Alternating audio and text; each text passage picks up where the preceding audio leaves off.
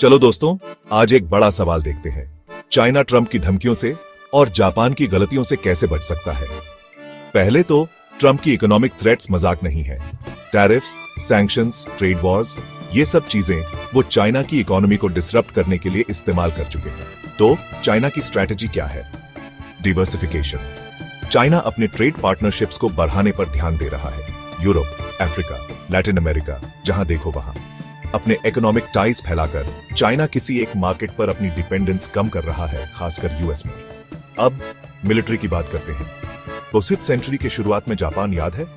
Rapid expansion, militarisation और आखिर में वर्ल्ड वॉर 2 में बुरी तरह हार। चाइना लगता है वो ये सब नहीं चाहता।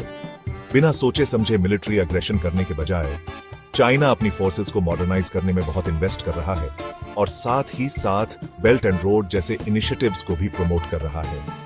ये सिर्फ पावर की बात नहीं है, ये इन्फ्लुएंस की भी बात है। इकोनॉमिक और कल्चरल इन्फ्लुएंस भी मिलिट्री माइट जितनी ही पावरफुल हो सकती है।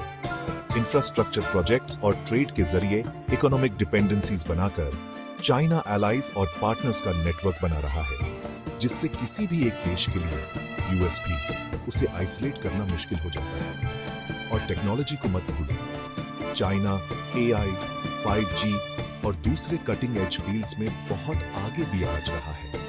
यहां डोमिनेंस चाइना को एक बड़ा स्ट्रेटेजिक एडवांटेज दे सकता है, जिससे वो एक्सटर्नल प्रेशर्स के लिए कम वल्नरेबल होगा। सिंपली बोले तो चाइना का अप्रोच मल्टीफेसेटेड है। इकोनॉमिक डाइवर्सिफिकेशन, स्ट्रेटेजिक मॉडर्नाइजेशन और टेक्नोलॉजिकल एडवांसमेंट। ये एक लॉन्ग गेम है, लेकिन एक ऐसा गेम जो आगे चलकर बहुत फायदेमंद हो सकता है। आप क्या सोचते हैं? नीचे कमेंट्स में अपने थॉट्स शेयर कीजिए। अगले वीडियो में मिलते हैं।